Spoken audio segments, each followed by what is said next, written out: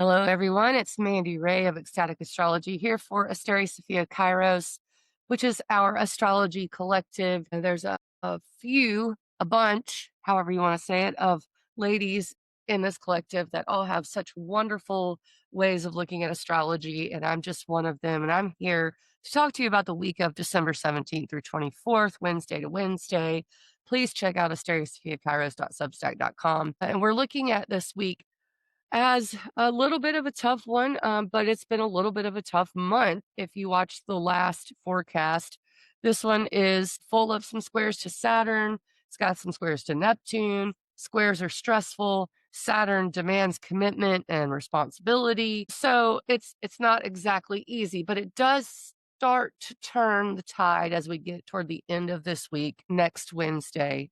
So I think the key idea here is that this is a threshold week because we're moving from mutable fire, Sagittarius, which is changeable, passionate, into cardinal earth, which is slow and steady. Cardinal does want to get things done though, and that is a Capricorn thing. So we're moving into the solstice here this week in Capricorn season, which is cold for the northern hemisphere, but warm for the southern hemisphere. So I don't like to necessarily say, Capricorn's a cold sign, but it can be. And I don't mean shiver weather wise. I mean, it can be cold and quite decisive. So we're moving from this fun, optimistic sign of Sagittarius to more of a decisive, responsible, structured sign. Sagittarius asks big questions, And so we have the new moon in Sagittarius that starts off the week, December 19th. But then Capricorn asks for commitment, and you can see on the 21st, the sun enters Capricorn. In between those two, December 20th, Venus in Sagittarius squares Saturn in Pisces. And December 24th, Venus enters Capricorn. And I think that's going to be the time when we actually do start to turn the tide into, I'm not going to say all the hard problems go away, but it does start to feel a little better. Everything happening this week is like truth meeting reality. Sagittarius wants to find the truth, it wants to ask the questions, and Capricorn is just reality. So we move from this optimism and inspiration into that needing structure and taking structure. So this is a recalibration time. And of course, I'm not going to predict anything. I really like to look at this as more like the weather for the vibes. So December 19th, new moon in Sagittarius. That's what we start this week off with. That is the big thing to talk about. I'm in the central and southern United States, so it's going to probably look a little different for you. You may not have Leo rising, and that's why I don't like to even talk about the time of day it happens, because it could even be past midnight where you are, and it might be the 20th. December 19th for me, though, around that time frame, we have the new moon at Sag, and that is at 28 degrees. Sagittarius, very late in the sign, and new moons that are late in the sign to me are really, even in a sign that doesn't necessarily commit, you're planting a seed to make something happen. It's the very end of the sign. And then this one is square to Neptune. So by December 19th, the sun has already squared Saturn. Squares are stressful. Saturn demands structure and accountability, and it can be sometimes obstacles, right? So there's already been that kind of vibe, and it's just past that. Now it's going to square Neptune. Neptune can be pretty foggy. Neptune is the opposite of direction. Sagittarius likes direction. It really shoots its arrow. That is the constellation, and even the glyph, it looks like an arrow. And that's why I have the compass here, because it is this question of which direction am I going? What is my truth? Neptune can be a little confusing. And so that's why I guess the image I have is someone who is meditating, who's trying to tap into that part of them, that spiritual part of themselves, to figure out what they really want, what their truth is, what their story is, and what story we're living inside of. And it's not just a goal, because Sagittarius is a philosophy, okay? And I think new moons, you can plant a seed, but we're really planting a seed for what we believe. And it could be based on the obstacles that we've had, because we've already had the sun square Saturn. And it could be based on maybe some of the spiritual concepts that are coming through that we're getting from, the spiritual radio station we're tuning into. So I guess you could ask yourself, what do I believe is possible? Because Saturn kind of looks scary, right? We're like, oh, I don't know if it's possible. Neptune maybe actually gives us a little courage because it's like, hey, don't worry about that. It's possible, but I think we really should ask ourselves what is possible to commit to because we're going to have to make a commitment shortly, right? It's definitely not reckless optimism though. It's just dialogue, we're tapping into our spiritual intuition and we're trying to figure out what it is we truly believe and where we want to go. But I do think Neptune in a way gives us just enough of that wild belief without limits that we can maybe go, I can do this. But I think it's like this is untested. Okay. So this is like, okay, I know it's untested, but I think I'm gonna try this. What am I ready to take a leap to do? But I need better footing because I've just had the square to Saturn. So I think this one is a really nice new moon, especially for concepts that are maybe out in the ether. These are not hard and fast concepts coming in here. These are philosophies. They're really abstract. But it is a good time to tap into the spiritual center and to tap into your intuition and your inspiration and all those mystical words that you can think of. So then, what's next here? We got Venus in Sagittarius square Saturn in Pisces on December 20th. I want to say it's late at night in the southern central United States, maybe a little less late in the western side of the US. And it could be December 21st if you're on the opposite side of the globe. So just pay attention to that if you're looking for exact times. But this is, the Sag square, stressful. Squares are stressful. Saturn is already something that kind of pushes and it pressures. And Venus is what we love and what we value. So this is kind of a reality check, okay? Venus and Sag is like, oh yeah, I really love this thing. And Saturn's like, are you sure about that? Because it's where we ask, is this sustainable? You may feel even a little bit of disappointment around this day in something. There could be some distance from a relationship or some doubts about your finances because Venus does rule love and money, and Saturn is just that question of, is this going to work? So I would say it's a reframing. It doesn't mean anything is necessarily wrong. It is being clarified around this Venus square to Saturn. And, Saturn doesn't take away things that are meant to be. Saturn can take away. Saturn takes away things that are already unsupported. So I would say this is devotion, even in the face of doubt. That's why I have someone waving a flag. It's like, the flag bearer in battle who believes in their country and waves the flag even under the pressure of battle. And I'm not necessarily saying this is a battle situation. Please don't take it that way. But it is something we're trying to figure out, are we devoted to this? And at the same time, it should be noted that the sun is square Neptune at this time. So we still have that foggy sort of vibe from the new moon. But what I do like is that the moon and Mars are in Capricorn. It's a little more grounded than the new moon was the day before. So yeah, I would say, it's testing what we hold dear, what we want to commit to. I wouldn't force things around this time. Don't spend money to soothe yourself. That's not a good idea around this time.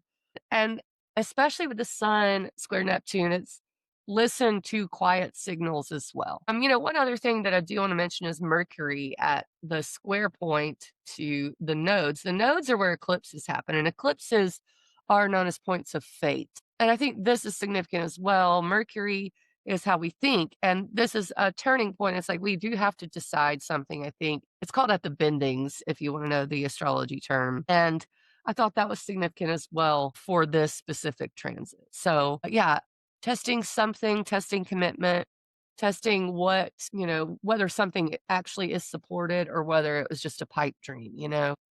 So I would say, I think the best thing to do is to listen and to make sure that you're not being overly deluded about something. I think it's helpful that when the sun is square Neptune, which is a time we can be deluded and delusional, that the Venus is square Saturn. So if something is not working, maybe pay attention to why that is.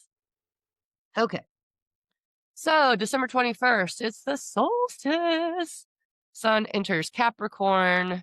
This is always one of my favorite times of year. It's like Yule, and we're going into the holidays, and it does feel magical. So I really like that. And it's the turning point of the light, and it is an anchor moment because if you think about it, especially in the Northern Hemisphere, things are really cold. If you were an ancient human, there wouldn't be much food to be had. You would have to make sure you were even prepared for the rest of the cold season, right? And I do tend to think of it like that because I live in the Northern Hemisphere. Either way, for either hemisphere, it's a turning point of light. It's when either the sun is going to start losing light in the Southern Hemisphere or in the Northern Hemisphere when it's exactly when we start to gain light again. So I think that's why it's so magical. The light even looks different from the sun around this time. So yeah, we've talked a little bit about Capricorn already. It's where things become, very clear if it's a responsibility or not. And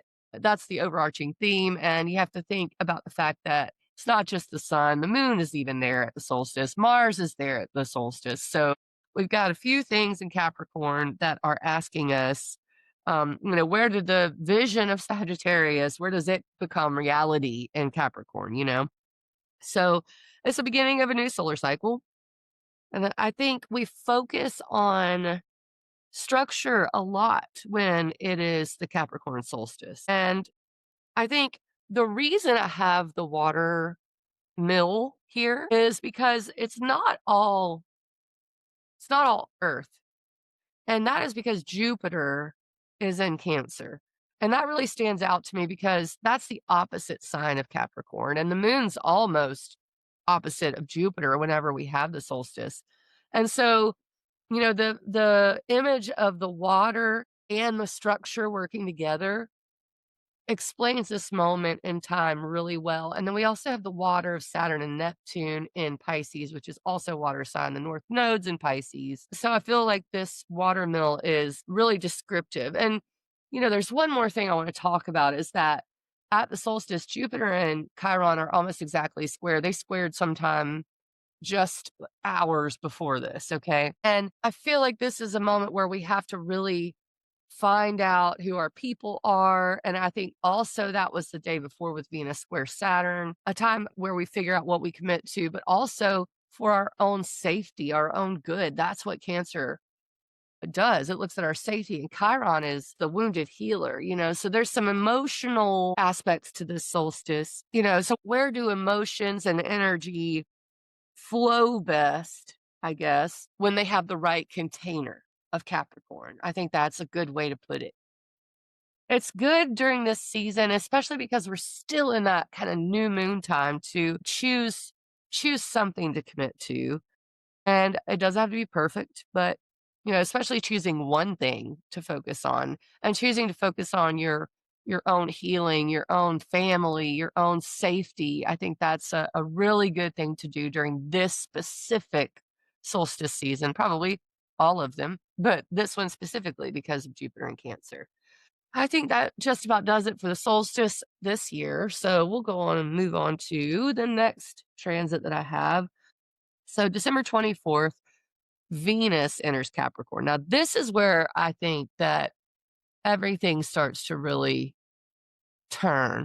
And again, Capricorn is not like the easiest sign. It's also not the hardest sign. And I don't really even like to think in those terms. But I feel like it's a tone shift when Venus moves into Capricorn because, Sagittarius is such a jolly sign. Capricorns are funny too. I mean, think about how a goat laughs. So I think that's Krista from Practical Astro says that a lot, and it sticks with me. But Venus in Capricorn is really grounding. And with all the squares to Neptune that happened before this, we have one more to go. Mercury will square Saturn and Mercury will square Neptune after this.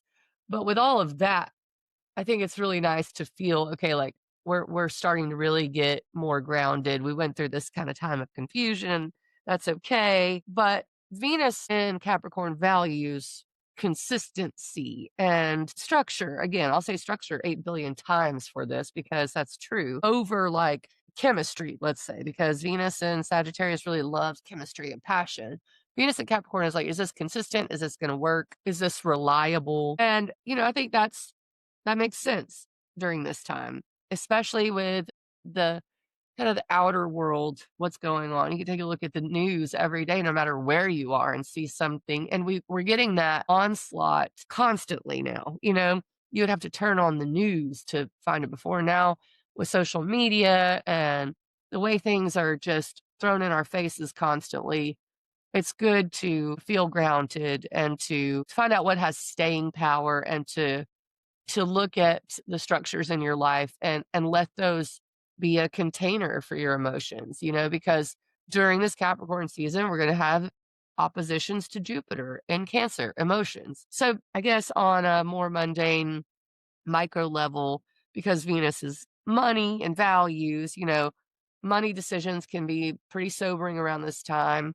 I know in the US economy is not that wonderful right now. And I think it's already been sobering during this holiday season. I just decided personally, I'm not doing gifts with my family. I don't need any more Amazon stuff. I don't. Anything I need, I pretty much get myself. Anything that I really would want or value is probably too expensive to buy right now for anyone in my family. And if anything, I think what I value is things like the little kids in my family being excited. That kind of choked me up. I can't believe that. It did, because that's true.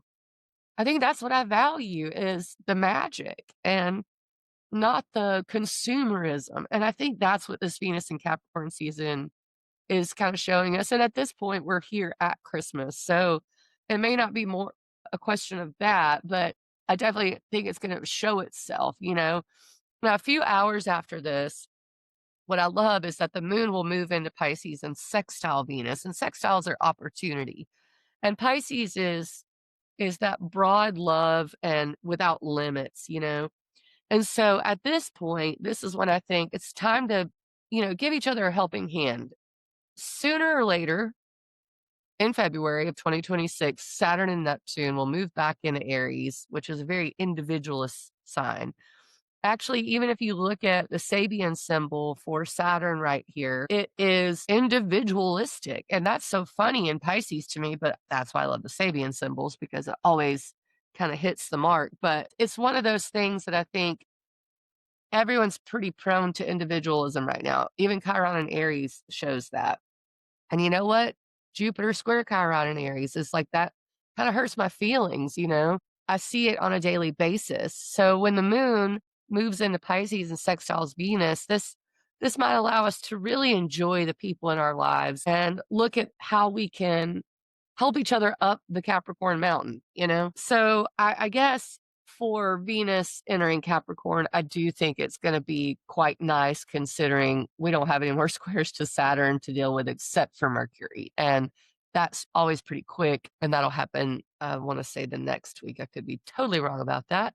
But guess what? I'll be back for the next Wednesday to Wednesday, December 24th through 31st, another holiday where we talk about New Year's Eve and maybe a little bit of the new year. So I guess if something survives this week, it's worth it. And if something falls away, it might have been asking for too much too soon. You can probably ask yourself some questions like what commitments feel realistic?